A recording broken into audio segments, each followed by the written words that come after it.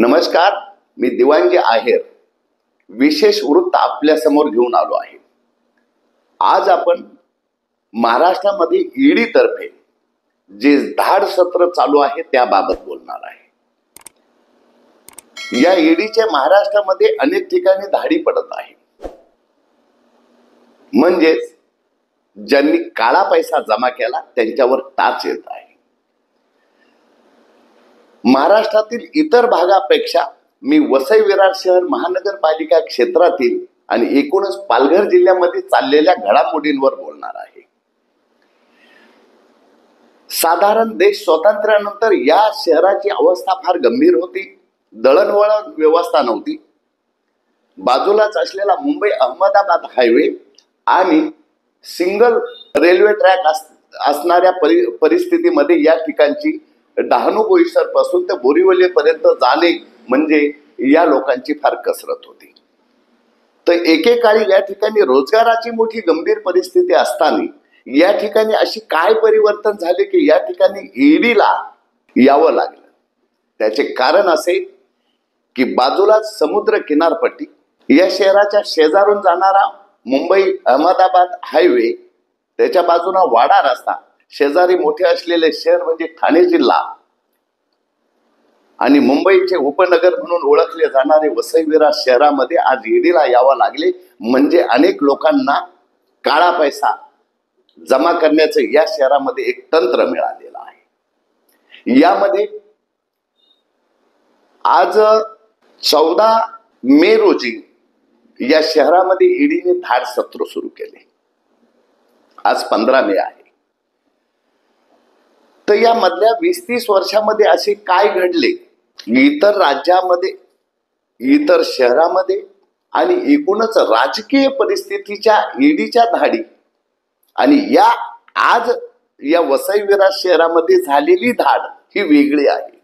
वेगळी यासाठी आहे की या ठिकाणी जमिनीचा भाव वाढला। इंच इंच जमिनीसाठी या इथे रंजित परिस्थिती निर्माण झाली। याचे उदाहरण म्हणजे नुकताच नायगाव मध्ये देखील जमिनीच्या वादावरून फायरिंग झाली होती आणि असे अनेक दाखले आहेत जे सर्व पोलीस ठाण्यामध्ये नमूद आहे। आता नवीन 2-4 पोलीस ठाणे आले, तो भाग वेगळा। तर या ठिकाणच्या जमिनीच्या भावाची परिस्थिती गगनाला भिडल्यामुळं एकूणच बांधकाम व्यावसायिकांना उधाण आले आणि आम्ही पत्रकार या नात्याने वृत्तपत्र चालवताना, आता हे YouTube पद्धती आली ही तुरंत लोकांकडे माहिती जाते, परंतु वृत्तपत्रामध्ये वसई विरार शहर महानगरपालिकेवर आम्ही अनेक वेळा खडे बोल सुनावले आले आहे। तर मूळ भूमिका ईडीने कुठे वळवली पाहिजे असे मला वाटते। वसई विरार शहर महानगरपालिकेच्या ज्या मागील 10 वर्षामध्ये जे आयुक्त होऊन गेले आणि आयुक्तांच्या अंतर्गत येणारे अतिरिक्त आयुक्त, उपायुक्त, सहाय्यक आयुक्त, त्याचबरोबर वसई तहसील, त्या अंतर्गत येणारे डिपार्टमेंट मधले अधिकारी, त्यांच्या बाजूला भूमापन, पालघर जिल्हाधिकारीच्या अगोदर माणिक गुरसाळ या आणि फॉरेस्ट डिपार्टमेंट मागील 10 ते 15 साधारण वसई विरार शहर महानगरपालिका 2009 साली स्थापन झाली तेव्हापासून फॉरेस्ट डिपार्टमेंट, वसई तहसील, आजूबाजूचे 1-2 तहसील घेऊ शकता, परंतु वसई तहसील, वसई विरार शहर महानगरपालिका या क्षेत्रातील तलाठी वगैरे यांचा लेखाजोखा काढला तर ईडीला सर्व चित्र समोर येईल। ते यासाठी की या ठिकाणी जमिनीला आलेल्या भावाची किंमत आणि हा जो जिल्हा आहे हा आदिवासी जिल्हा आहे। या आदिवासी जिल्ह्यामध्ये अनेक जमिनी ही आदिवासींच्या आहे, 36-36च्या जमिनी आहे, गुरुचरणच्या जमिनी आहेत, वन विभागाच्या जमीन आहे।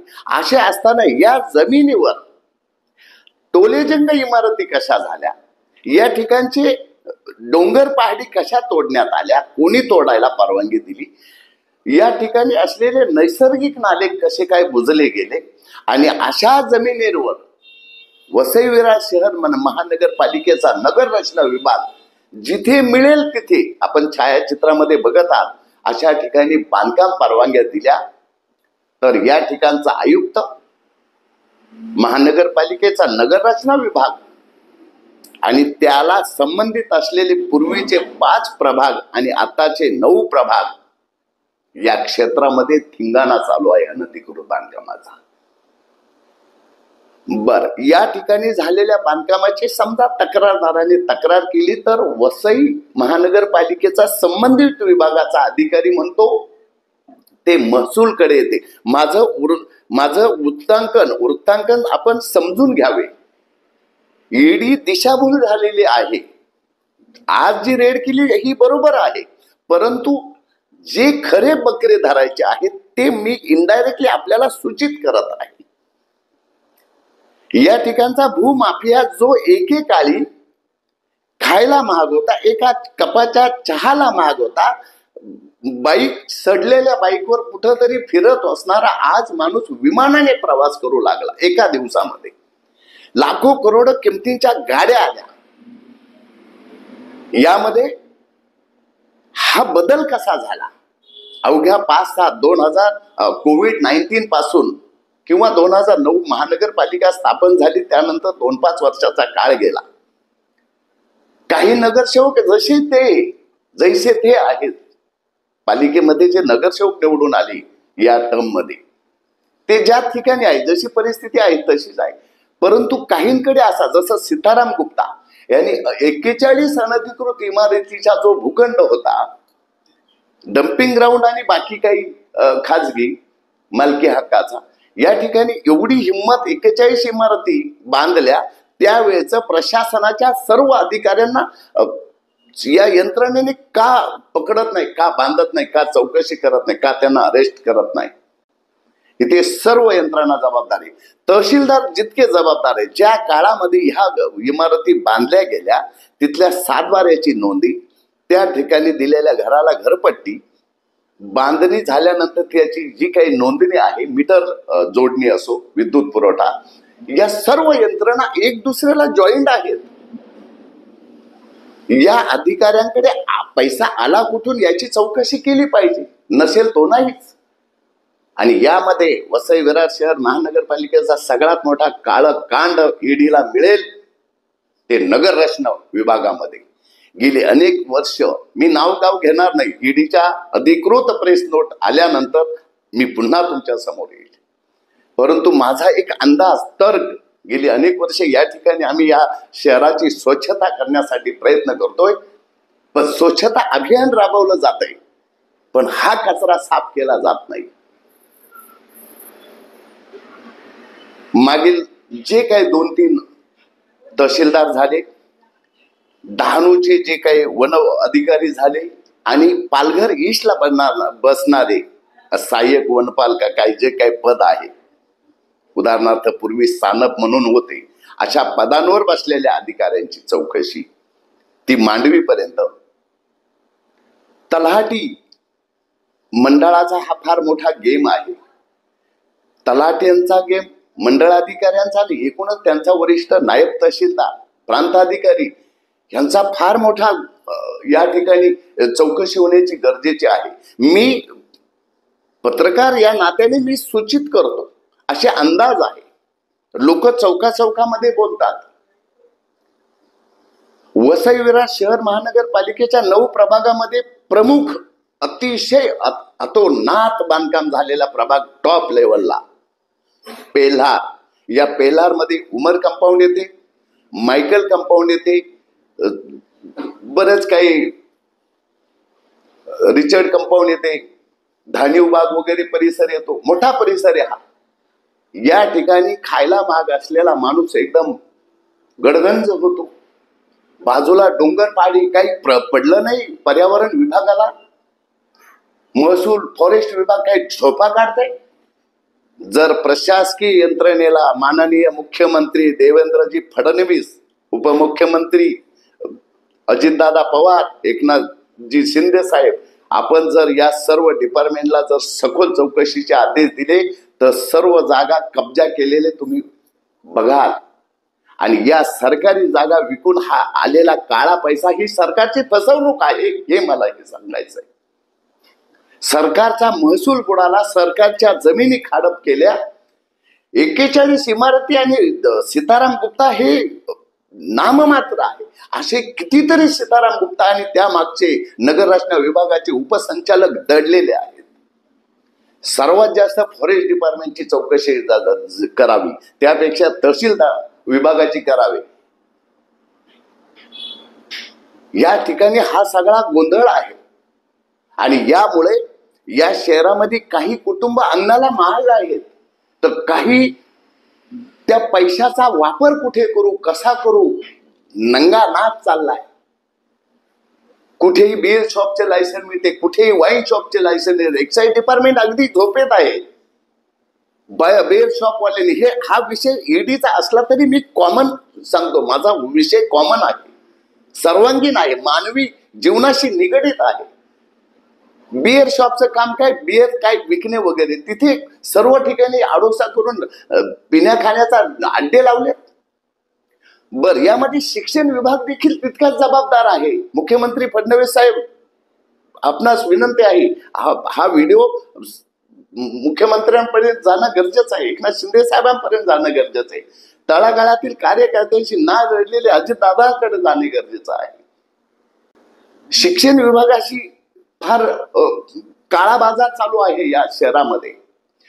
उदाहरण देतो, ज्ञानोदय मल्टीपर्पज ट्रस्ट ही एज्युकेशन संस्था ज्या जमिनीवर उभी आहे, ही जमीन शासन जमा आहे. या तहसीलदाराला अविनाश कोष्टी आणि त्यांचे कोण नायब तहसीलदार असेल, प्रांताधिकारी असेल, यांना जाब विचारा खडसावून की ही जमीन कुणाची आहे. ह्यांचं उत्तर नगर रचना विभागाला जात आहे. नगर रचना विभाग त्यांच्या खालच्या अधिकाऱ्याला विचारतंय की जमीन कुणाची, पुन्हा चेक करा. कशी म्हणजे शासनाने दिलेला आहे, कोर्टाने आदेश दिले, हे तोडा ते तोडा, अशा अनेक जमिनीवर आहे. अनेक वन विभाग पूर्णपणे वसुलीमध्ये लागलाय. तहसीलदारांचं डिपार्टमेंट, तहसीलदारमध्ये सर्व आले, नायब तहसीलदार, जे काय पुरवठा अधिकारी आहे, तुमचे तलाठी मंडळ अधिकारी, तर गोलमालच चालू आहे. तलाठ्यांनी कोणाचा सातबारा कुठे फिरवला, कसं शक्य आहे. या शहरावर कंट्रोल राहिलेला नाही कोणाचा. पालकमंत्री गणेश नाईक साहेब यांनी जातीने लक्ष देण्याची गरज आहे. आपण पूर्वी पण वन विभागाचं मंत्रीपद भूषवलेलं आहे. आपण या ठिकाणी लक्ष देणं गरजेचं आहे. पाठीमागून येऊन नवी मुंबईचं आपण सोनं केलेलं आहे, परंतु हा गटारखाना राहिलेला आहे. मुंबई अहमदाबाद अनेक मृत्यूंचा सापळा झालेला आहे. मृत्यूचं ते तांडव करणारा हा रस्ता झालेला आहे. अंतर्गत रस्ते सगळे, वृक्ष विभाग कुठे किती झाडं लावली, काय काय कशाचा काय पत्ता नाही. या 5 ते 6 दिवसा, म्हणजे आज 15 मे आहे 2025, पुढील 5 ते 6 दिवसामध्ये ईडी डिपार्टमेंट मोठा बॉम्ब फोडेल हा माझा अंदाज आहे. आणि तो बॉम्ब महानगरपालिकेत फुटणार. बॉम्ब म्हणजे कोणावर टाच आणणार. तर माझा अंदाज सांगतो, वसई विरार शहर महानगरपालिकेचे बडे अधिकारी या जाळ्यामध्ये असणार आहे, असा आमचा तर्क आहे.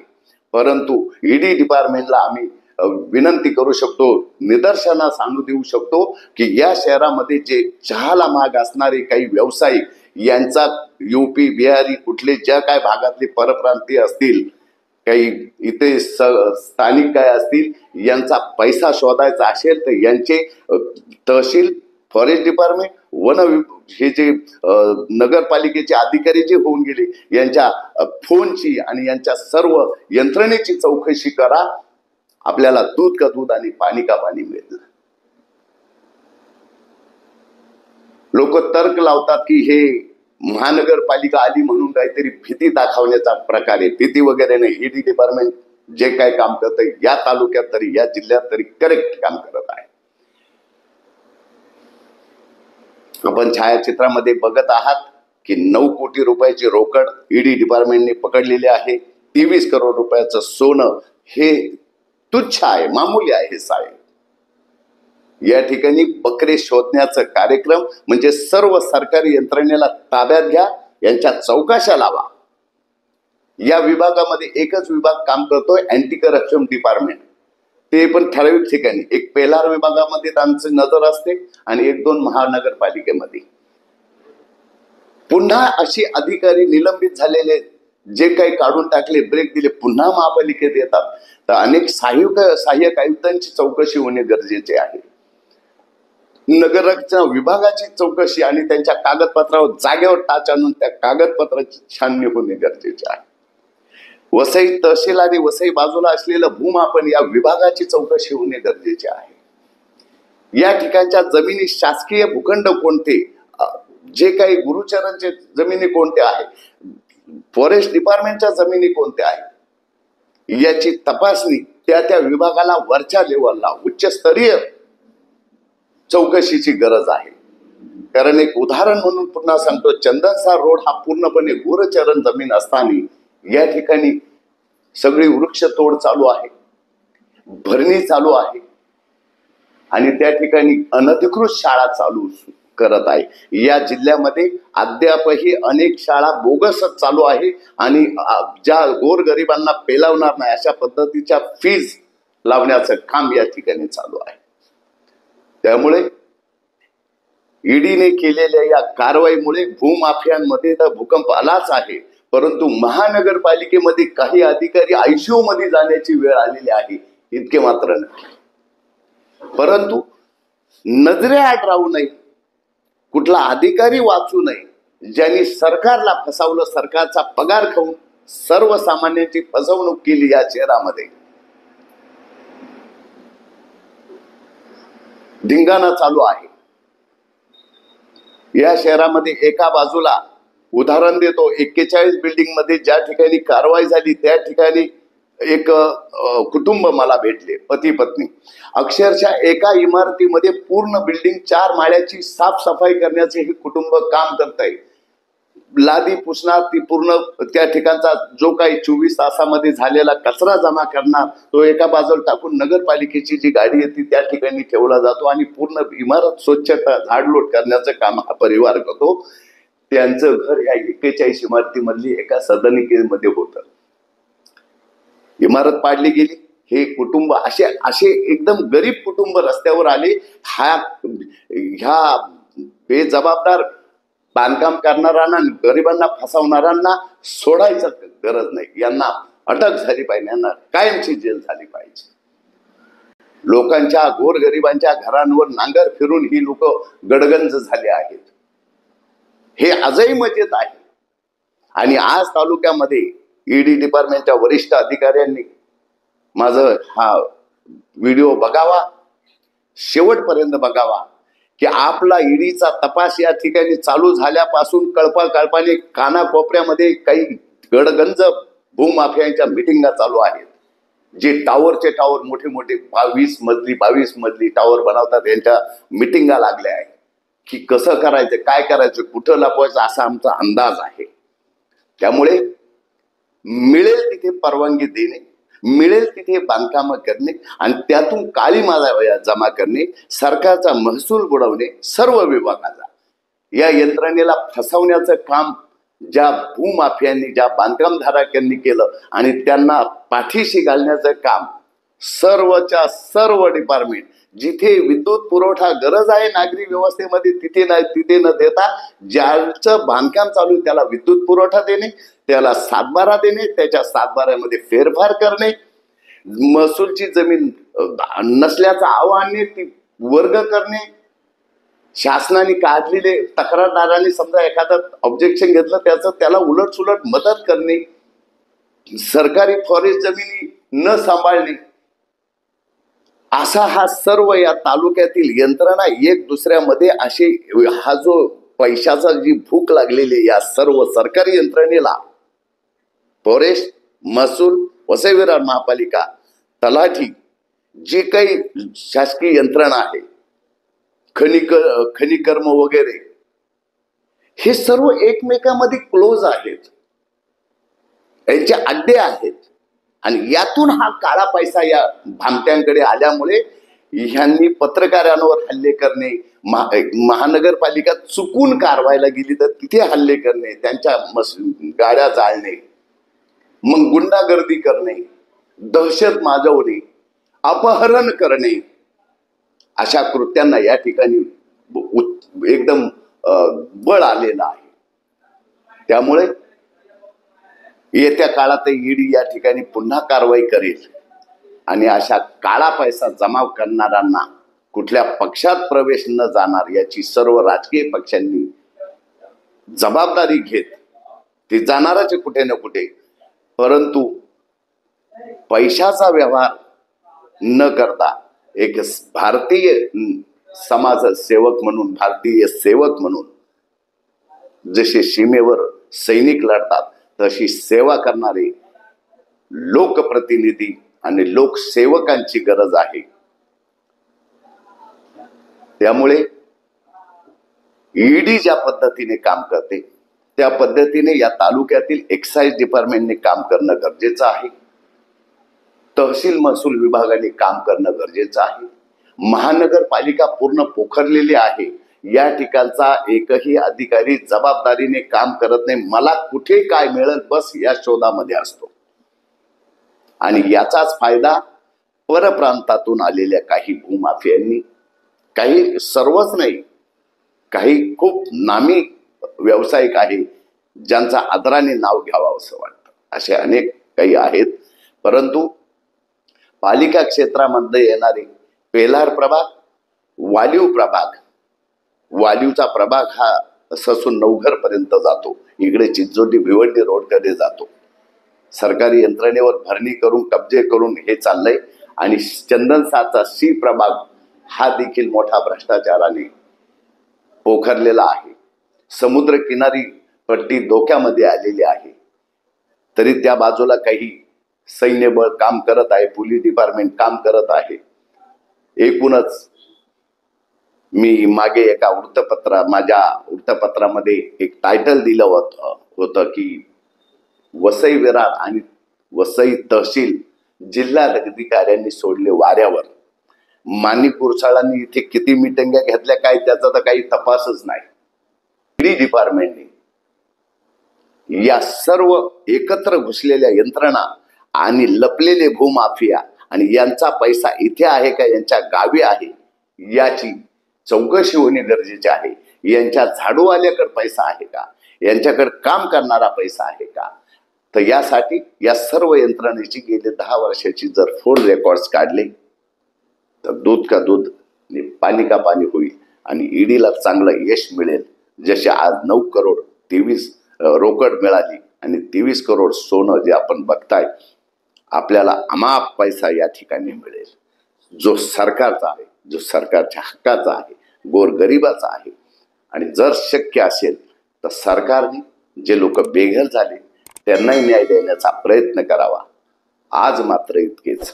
धन्यवाद.